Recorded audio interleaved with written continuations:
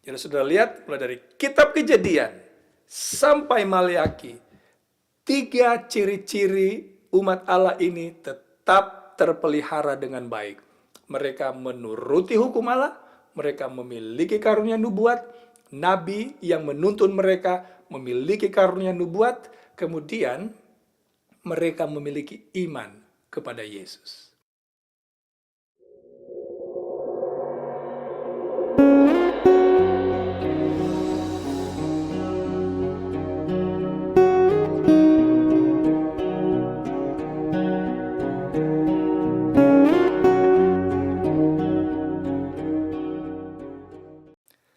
Shalom saudara yang kekasih, bersama saya Pendeta Ramkeni.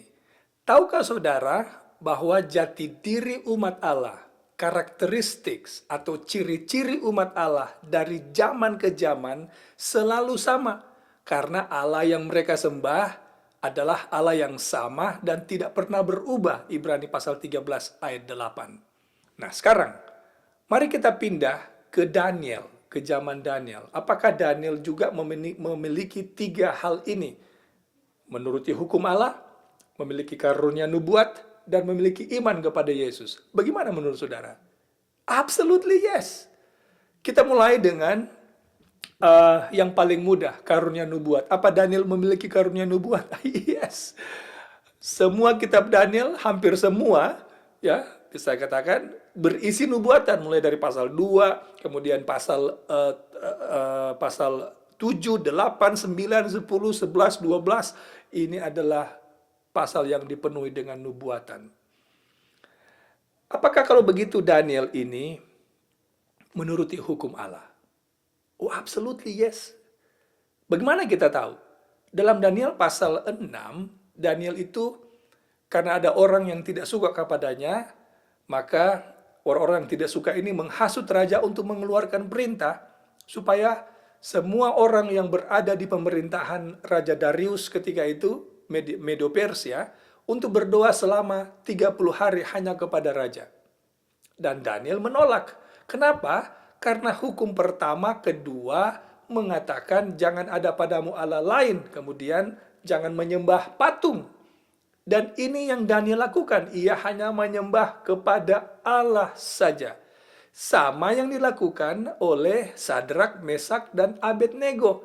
Karena memang umat-umat Allah ini memiliki jati diri yang sama. Saudara lihat itu? Nah sekarang, apakah Daniel memiliki iman? Oh saudaraku, jangan tanya lagi.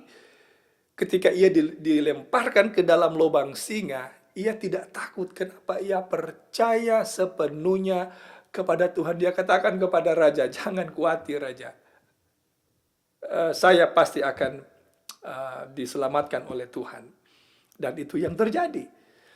Nah, sekarang mari kita lihat sesudah penawanan. Ini tahun 605 sampai 539 BC. Kita akan lihat apakah nabi-nabi di era ini juga mengingatkan orang-orang Israel untuk menuruti perintah-perintah Allah? Yes, absolutely. Kita pergi ke Esra. Esra pasal 6 ayatnya yang ke-18. Esra pasal 6 ayatnya yang ke-18, kita baca di sana apa kata Alkitab. Ayat itu berbunyi begini. Mereka juga menempatkan para imam dan golongan-golongan dan orang-orang Lewi pada rombongan-rombongan untuk melakukan ibadah kepada Allah yang diam di Yerusalem sesuai dengan yang tertulis dalam kitab Musa. Jadi saudara yang kekasih, kembali zaman Esra ini, perhatian orang-orang ini diarahkan kembali kepada apa yang Tuhan berikan kepada Musa. Itu sebabnya tulisan Musa ini memang sangat penting. Karena saudara, dengarkan ini. Nabi-nabi sesudah Musa, ketika mereka dimunculkan Tuhan, mereka ini tidak memberikan atau menyampaikan pekabaran yang baru. Tapi mereka selalu merujuk kepada apa yang Musa tulis. Nanti sebentar di video yang berikut kita akan lihat bahkan Yesus sendiri juga mengutip tulisan Musa dalam pelayanannya. Nah, bagaimana dengan Nehemia? Kita lihat Nehemia pasal 10. Nehemia pasalnya yang ke-10, ayatnya yang ke-28 dan 29. Apa kata Alkitab di sana? Nehemia 10 ayat 28 dan 29. Dan orang-orang yang lain, yakni para imam dan orang-orang Lewi, para penunggu pintu gerbang, para penyanyi, para budak di bait Allah dan segala orang yang memisahkan diri dari penduduk negeri untuk patuh kepada hukum Allah, serta istri mereka, anak-anak lelaki dan anak-anak perempuan mereka, begitu juga semua orang yang cukup dewasa untuk mengerti, menggabungkan diri dengan saudara-saudara mereka, yakni pemuka-pemuka mereka itu. Lalu dengarkan ini, mereka bersumpah kutuk untuk hidup menurut mereka bersumpah kutuk untuk hidup menurut hukum Allah yang diberikan dengan perantaraan Musa, hamba Allah itu, dan untuk tetap mengikuti dan melakukan segala perintah Tuhan, yakni Tuhan kami, serta segala peraturan dan ketetapannya. Saudara dengar itu? Umat-umat Allah di zaman ini melalui para nabi diingatkan untuk mengikuti, menuruti 10 hukum Allah. Sekarang yang terakhir yaitu Nabi Elia. Kita tahu bersama Elia hari ini sudah berada di sorga. Kalau begitu, sudah pasti agama Elia haruslah agama saudara dan saya. Apa yang ia praktekkan, apa yang ia ajarkan, haruslah apa yang kita praktekkan dan apa yang kita ajarkan, apa yang kita yakini. Mari kita pergi ke cerita tentang Elia. Nah, apakah Elia memiliki 3 karakteristik ini? Apakah ia menuruti 10 hukum Allah? Apakah ia memiliki karunia nubuat? Apakah Elia juga memiliki iman kepada Yesus Kristus atau kepada Allah? Oh yes, absolutely. Nah, mari kita mulai dengan nubuat. Apakah Elia bernubuat atau memiliki karunia nubuat? Yes, saya beri contoh kepada saudara. Ia bernubuat supaya tidak turun hujan selama 3,5 tahun dan hujan tidak turun. Nubuatannya digenapi. Nah sekarang, apakah Elia menuruti hukum Allah? Untuk mencari tahu ini, mari kita baca beberapa ayat. Kita pergi ke 1 Raja-Raja pasal 16. Kita akan baca mulai ayat 30 untuk mendapatkan konteks latar belakang dari kisah bangsa Israel di zaman Elia. 1 Raja-Raja pasal 16, kita baca ayat 30, 32, dan 33. Kita mulai ayat 30. Ahab bin Omri, ini Raja Israel ini, melakukan apa yang jahat di mata Tuhan. Nah, apa ini apa yang jahat ini? Apa yang dilakukan Ahab yang jahat di mata Tuhan? Kita baca ayat 32 dan 33. Kemudian itu Ahab ini ya. Kemudian Ahab membuat mezbah untuk Baal di kuil Baal yang didirikannya di Samaria. Sesudah itu Ahab membuat patung Asyera, dan Ahab melanjutkan bertindak demikian sehingga ia menimbulkan sakit hati Tuhan. Sakit hati Tuhan Allah Israel lebih dari semua raja Israel yang mendahuluinya. Apa yang membuat hati Allah sakit? Karena ia mendirikan Baal. Kenapa Baal tidak boleh, saudara? Ada di mana larangan ini? Di 10 hukum Allah. Jangan ada padamu Allah lain. Jangan menyembah patung yang menyerupai apapun. Dan itulah yang dilakukan oleh Ahab. Nah, sekarang mari kita lihat di 1 Raja-Raja pasal 18. Apa catatan Alkitab di sana? Kita baca ayat 17 dan ayat 18. Ini percakapan antara Elia dan Ahab. Segera sesudah Ahab melihat Elia, ia berkata kepadanya, "Engkaukah itu yang mencelakakan Israel?" Jangan lupa Elia berdoa 3 tahun setengah supaya tidak ada hujan turun, dan Israel ketika itu dilanda dengan kelaparan, kekeringan yang hebat. Jadi marah Ahab ini, menganggap Elia mencelakakan Israel. Lalu apa? Dengarkan jawaban Elia. Ayat 18. Jawab Elia kepadanya, "Bukan aku yang mencelakakan Israel, melainkan engkau melainkan engkau dan kaum keluargamu, sebab kamu telah meninggalkan perintah-perintah Tuhan dan engkau ini telah mengikuti para Baal." Jadi saudara lihat itu, Elia sudah pasti kalau begitu dia menuruti, dia membela 10 hukum Allah, dia menurutinya, ia mengamarkan Raja Israel.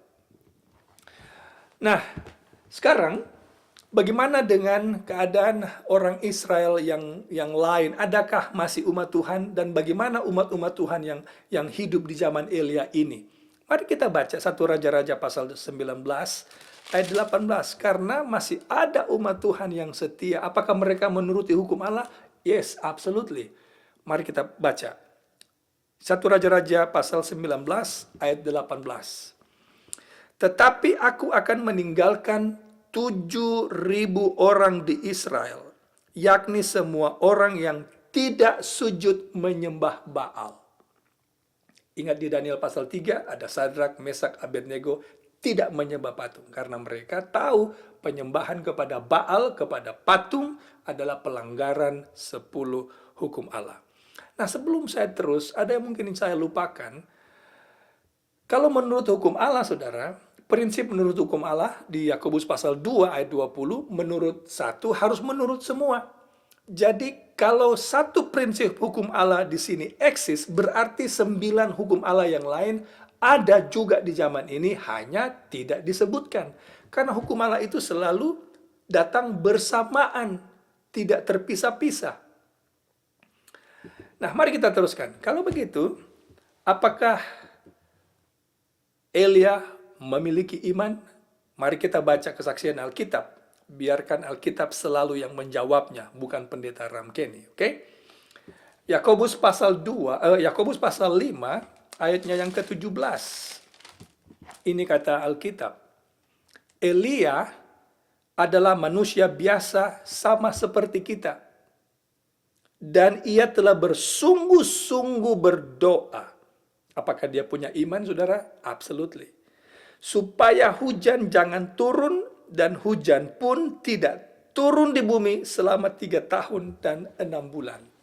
Jadi dia berdoa sungguh-sungguh, percaya bahwa Tuhan akan menjawab doanya. Apakah ia punya iman? Absolutely. Nah, sekarang kita sudah lihat mulai dari zaman Henok, zaman Adam sebelumnya, karena agama Henok, agama Adam sudah pasti sama, karena Adam hidup sampai ayah dari Nuh, yaitu Lamek, hidup.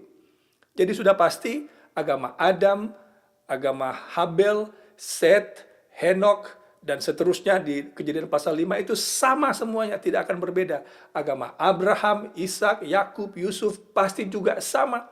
Agamanya Musa juga sudah pasti sama. Dan para nabi-nabi sampai di zaman Maleaki. Yang terakhir, kalau begitu saya ingin sebutkan Maleaki, saudara yang kekasih. Nah, apakah kitab Maleaki ini juga memiliki 3 kriteria ini? Menurut hukum Allah, memiliki karunia nubuat, dan memiliki iman. Kita mulai dengan nubuat. Well, mari kita pergi ke buku Maleaki. Maleaki mencatat tentang nubuat yang akan terjadi tentang munculnya Yohanes Pembaptis. Oke. Maleaki pasal 4 ayat 5. "Sesungguhnya aku akan mengutus Nabi Elia kepadamu menjelang datangnya hari Tuhan yang besar dan dahsyat itu." Nah, di sini saudara yang kekasih, nanti juga ada pembahasannya yang lain nanti. Maleaki menubuatkan pemunculan Elia dalam 2 periode sesungguhnya. Yang pertama, ia menubuatkan tentang Yohanes yang akan muncul menjelang ketika Yesus datang pertama kali, dan juga ia akan memunculkan Elia, spirit Elia yang sama sebelum Yesus datang. Itu ada pembahasan sendiri. Nah, saudara mungkin masih bingung kali. Jangan khawatir, kita akan bahas nanti itu pada pertemuan atau video yang lain. Oke? Nah, jadi apakah Maliaki memiliki karunia nubuat? Yes. Digenapi oleh Yohanes Pembaptis. Nah, kemudian apakah ada perintah untuk menuruti hukum Allah di sini? Well, kita baca apa kesaksian Alkitab. Kita mundur ayat 4. Maliaki 4 ayat 4. Ingatlah kepada Taurat yang telah kuperintahkan kepada Musa. Sudah dengar itu? Sekali lagi Maliaki mengingatkan orang-orang di zaman ini untuk kembali mengingat apa yang Tuhan berikan kepada Musa. Ingatlah kepada Taurat yang telah kuperintahkan kepada Musa, hambaku di Gunung Horeb, untuk disampaikan kepada seluruh Israel, yakni ketetapan-ketetapan dan hukum-hukum. Sudah dengar itu? Jadi apakah orang-orang di zaman ini diingatkan untuk menurut 10 hukum Allah? Yes, absolutely, yes. Apakah di zaman Maliaki atau Maliaki ini memiliki iman? Oh yes, saya beri contoh kepada saudara dalam Maliaki 3 ayat 10, ayat yang digunakan banyak kali untuk mengajarkan tentang perpuluhan. Maliaki bilang, bawalah persembahan persepuluhan ke rumah Tuhan, lalu lihat kalau Tuhan akan membuka tingkap-tingkap langit atau tidak. Dan ini dikatakan dengan iman, karena memang kalau bila mana kita setia mengembalikan milik Tuhan 1/10 dari penghasilan kita, dengan iman kita yakin Tuhan akan memberkati orang-orang yang setia ini. Jadi sudah lihat mulai dari kitab Kejadian sampai Maliaki, 3 ciri-ciri umat Allah ini tetap terpelihara dengan baik. Mereka menuruti hukum Allah, mereka memiliki karunia nubuat, nabi yang menuntun mereka memiliki karunia nubuat, kemudian mereka memiliki iman kepada Yesus. Semoga pembahasan ini menolong saudara mengerti bahwa karakteristik umat Allah dari generasi ke generasi tetap sama, tidak berubah, karena Allah tetap sama dan tidak berubah. Tuhan memberkati. Amin.